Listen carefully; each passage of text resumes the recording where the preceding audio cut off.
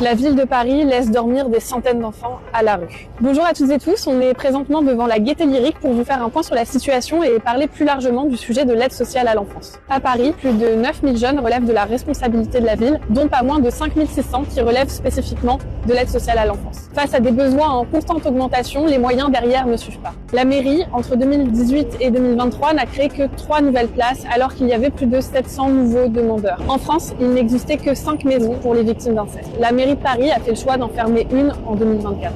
Quand les enfants sont accueillis, ils le sont souvent dans des structures qui ne sont absolument pas adaptées à leur âge. Le tout se fait au mépris total des conventions internationales pour les droits de l'enfant. Cela a des effets terribles sur leur vie. 45% des 18-25 ans qui sont à la rue sortent en fait de l'aide sociale à l'enfance. Ces mêmes jeunes vivent en moyenne 20 ans de moins que le reste de la population.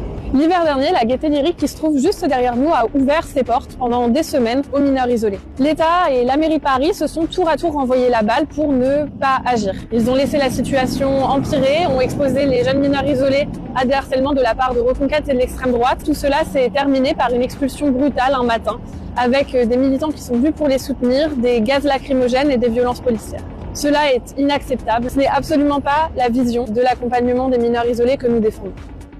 Avec la France Insoumise, nous mettrons à l'abri tous les jeunes qui se trouvent à la rue sans condition. Tout cela passera par une politique ambitieuse et planifiée sur plusieurs années. Nous embaucherons des assistants familiaux et la ville mettra à disposition des logements. Nous augmenterons les moyens consacrés à l'accueil de ces jeunes pour faire que toutes et tous puissent trouver un refuge dans la ville de Paris.